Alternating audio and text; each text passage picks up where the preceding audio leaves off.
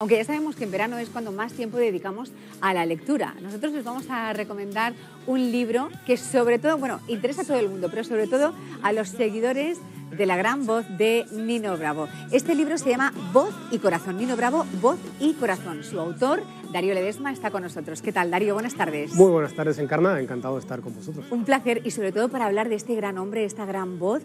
Y lo recordamos como muy grande, ¿no? Pese a que...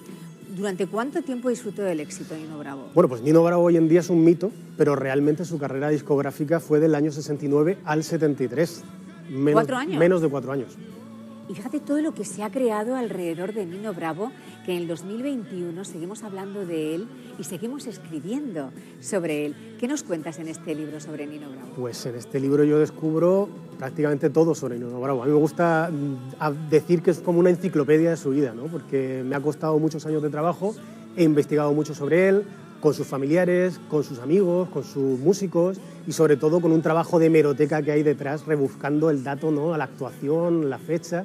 Y bueno, pongo a la palestra muchos datos desconocidos de su vida, su infancia, cuáles eran los músicos que le gustaban cuando él era pequeño, en qué están basadas sus canciones, que algunas tienen unas historias por detrás bastante interesantes. Sí, porque creo que la de Libre tiene una historia que yo no sé si es leyenda o es real. ¿Libre dónde está inspirada? Pues, ¿en qué historia está inspirada? Hay una leyenda urbana por ahí circulando por internet que dice que Libre se inspiró en un hecho real que ocurrió. Un obrero alemán, que es Peter Fechter, atravesó el muro de Berlín, fue tiroteado y murió, y coincide tal cual, palabra por palabra, con la canción.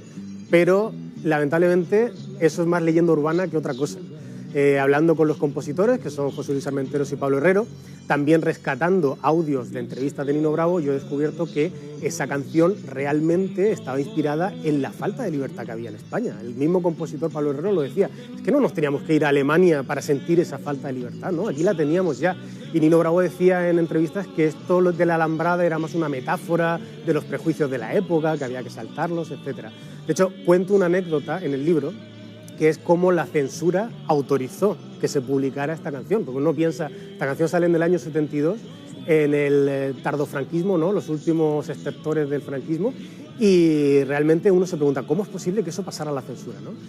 Lo que me contaban personas de la discográfica es que todos los años se tenía que enviar al Ministerio de Información y Turismo para autorizar las letras de las canciones, y a final de año se enviaba un taco de letras de villancicos que automáticamente eran autorizados. Y entre medio llegó la letra de Libre y se autorizó y se publicó. Pero qué maravilla el trabajo de documentación, de investigación que ha realizado. ¿Cuánto tiempo te ha llevado este libro? Pues mira, yo llevo trabajando en la vida de Nino Bravo desde el año 99, que creé la página web, pero en el libro llevo desde el 2010, recopilando información y... 12 años, trabajando solo para el libro. Así es. ¿Y qué has descubierto? Que nos puedas contar, vamos a dejar mucho, no vamos a hacer spoiler, vamos a dejar mucho para que ustedes descubran leyendo Nino Bravo, Voz y Corazón, pero ¿qué nos puedes decir que no sepamos ya de Nino Bravo?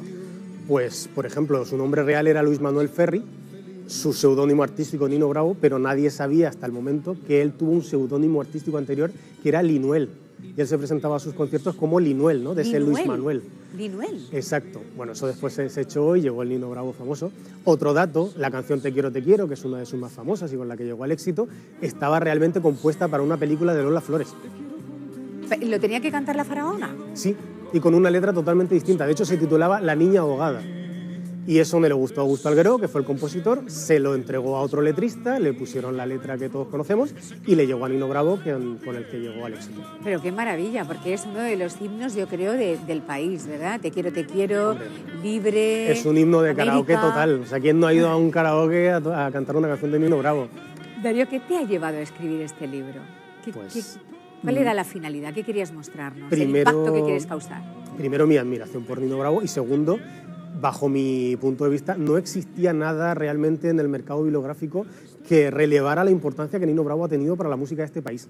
O sea, no había nada investigado casi día por día, ¿no? Con anécdotas, pues no sé, hasta el punto de que yo cuento, pues en un concierto que él hizo en Barcelona, al público él le dijo, oye, ha nacido mi sobrina, estoy súper contento, y al día siguiente todo su hotel lleno de muñecos, de peluches, de ropa de niño. O sea, sea, hasta ese punto de meticulosidad he llegado en el texto. Dices que se ha hecho justicia musical e histórica a uno de los artistas más influyentes de la música pop en español. ¿Crees que hasta ahora no se había descubierto al Nino Bravo que había detrás?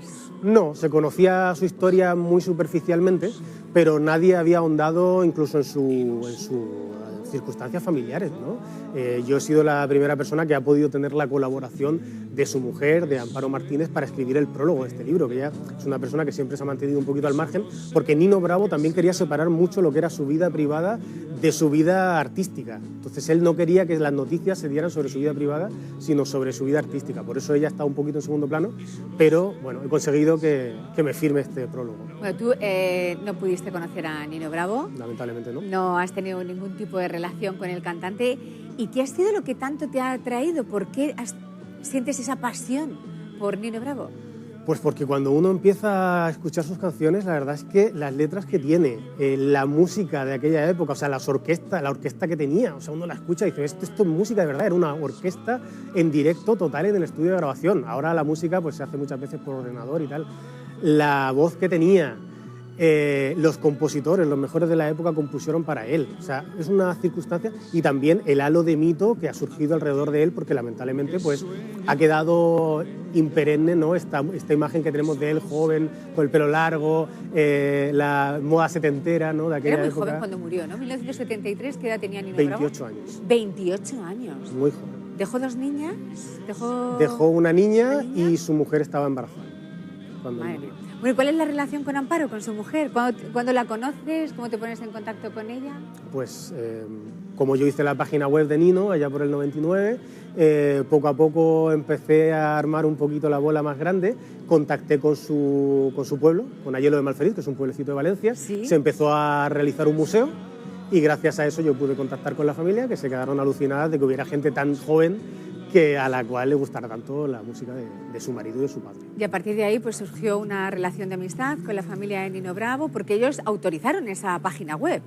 Claro, la página web es oficial por la familia y por la discografía. Claro. Y ahora con la biografía. ¿Y qué cuenta en el prólogo, María Amparo? Pues hay una parte muy emocionante en la cual describe un poco cuáles eran sus sensaciones el día en el que se casó. Que además ella se casó justo el día de su cumpleaños, ¿no? Entonces te describe en primera persona pues esa emoción de ver a Nino entrar a la iglesia, de su mirada de nerviosismo, y luego también pues un poco relevar el hecho de que para todo el mundo era Nino Bravo, pero para ella era Manolito, era la persona que ella veía en casa con las pantuflas puestas y tomándose un café. ¿Cómo era Nino Bravo en casa, en las distancias cortas? ¿Cómo era Nino? ¿Cómo era Nino Bravo? No, porque eso era el artista, ¿no? ¿Cómo era Manolito? Pues él era un hombre muy familiar. En el libro cuento anécdotas. Por ejemplo, se tenía que hacer una actuación en La Coruña, pues al día siguiente o nada más terminar el concierto quería volver a su tierra para estar con su niña de 2 años. O quería volver para comerse un arroz pasillat que le hacía su madre, ¿no? A ese punto. Él era una persona muy familiar, muy amigo de sus amigos. Al principio parecía un poquito tímido, pero después ya cuando lo conocía más en profundidad pues se soltaba, contaba chistes de mexicano, porque le gustaba mucho México, imitaba mucho lo que era el acento mexicano. O sea, que era también un chistoso. Era muy... ¿Te gustaba? Sí, era una persona muy campechana. De hecho, también hay otra anécdota en el libro que cuento. El 14 de abril del 73, el 13, perdón, él hizo su última sesión fotográfica, que eran unas fotografías que le hicieron para una entrevista, y se fueron a un campo de Valencia y resulta que estaban haciendo fotos y aparece un pastor con un rebaño de ovejas. Y el fotógrafo después a mí me decía, yo me quedé alucinado porque Nino Bravo era número 1 en España en esa época y hablando con el pastor como si estuviera hablando con su hermano. O sea, él era capaz de bajarse del estatus de estrella y hablar con cualquier persona de la calle. También era parte de su éxito, ¿no? El saber hablar con cualquiera. ¿Cómo fue ese accidente que le quitó la vida? Pues fue un accidente desgraciado también por las circunstancias, ¿no? En aquella época las carreteras no eran las de ahora, era una carretera nacional, pero que era con 2 sentidos, en la misma vía. Y bueno, pues en una curva fatal, suponemos que por algún despiste o por algún tipo de tema que hubiera en la carretera, pues ese coche se va y da un campanazo y pues, lamentablemente él fallece. ¿Y tú recuerdas cómo afectó a la sociedad española? Porque estaba en la cumbre, era uno de los artistas más escuchados, más queridos, que más conciertos estaba dando durante ese año, y amanecer con los periódicos y la noticia de que Nino Bravo había perdido la vida en un accidente de tráfico, ¿qué shock causó en los españoles? Fue una conmoción, porque además es el primer caso de un artista súper famoso en la cresta de la ola, o sea, en el cenit de su carrera, que de un día a otro, sin comerlo ni beberlo, pues te encuentras con una noticia así, ¿no? De repente. Entonces la gente no se lo creía. La noticia en Valencia, en su ciudad, aquello fue una bomba. Me contaban pues, las personas que lo vivieron, ¿no? Que cuando el féretro tuvo que trasladarse de Madrid hasta Valencia, toda la gente en los pueblos de la carretera salían a aplaudir el féretro cuando pasaba, ¿no? Desde Madrid hasta Valencia. Y luego el día de su entierro, 10.000 personas en el cementerio de Valencia. Madre mía, ¿dónde está enterrado? En el cementerio de Valencia. ¿Y todavía sigue yendo gente a llevarle flores? Sí. A... Su tumba, a pesar de que en su tumba no aparece su nombre artístico, todo el mundo lo reconoce, van a llevarle flores, le llevan pues esos recuerdos para recordarlo. ¿Qué tal está cayendo el libro entre los seguidores de Nino Bravo? Ya veo aquí, segunda edición. Pues está gustando mucho. Ha sido cosa de un par de meses, hemos agotado primera edición, ahora estamos con segunda edición. Mañana me voy a Castellón a hacer la presentación allí y el día 29 presentamos en Casa del Libro aquí en Murcia. Bueno, tenemos el libro, tenemos muchas ganas de comprarlo, de leerlo, de regalarlo y de recordar a Nino Bravo. Por cierto, ¿tú también participaste en la creación del Museo de Nino Bravo? Sí, sí, así es. De hecho, bueno, algunas de mis cosas están todavía allí. Qué increíble. ¿Fotografías y material que encontramos aquí inédito? Fotografías inéditas de su álbum familiar, pues autógrafos que él hacía a sus músicos cuando los músicos le componían una canción. Él siempre les dedicaba el disco con una pequeña retroalimentación del trabajo que había tenido, ¿no? Pues, hoy te has pasado un poquito, te has quedado corto, ¿no? Pues eso lo vamos a encontrar aquí en el libro, recordatorio de su primera comunión y cosas pues como esta que he traído aquí, un autógrafo de su puño y letra del año 71. Ah, mira cómo escribía, con los puntitos de la I redondo. Era perfeccionista hasta para escribir. Fíjate, ¿eh? Con simpatía de vuestro amigo Nino Bravo. Nino Bravo. ¿Has conseguido ese single de alguien que tenía...? Esto es. Bueno, esto se cotiza mucho porque los autógrafos de Nino Bravo hoy en día no existen muchos. Lo coges hasta con miedo, ¿eh? Lo coges hasta con miedo. Le hemos quitado la funda para traerlo, pero ¿Y sí. este otro? Y este otro es el primer disco que él grabó, como Todo si es el viento. Se vendieron 600 unidades en España, o sea, fue un fracaso total. Y de las pocas unidades que se conservan es esta, ¿no? Que de hecho trae su escritura aquí. Este es mi primer disco, que espero sea del agrado de todos, ¿no? Pues, 600 se vendieron. Madre mía. ¿Y luego cuánto llegó a vender Nino Bravo? Pues es disco de diamante. Se le entregó hace 6 años el disco de diamante a su familia, de los millones que ha vendido.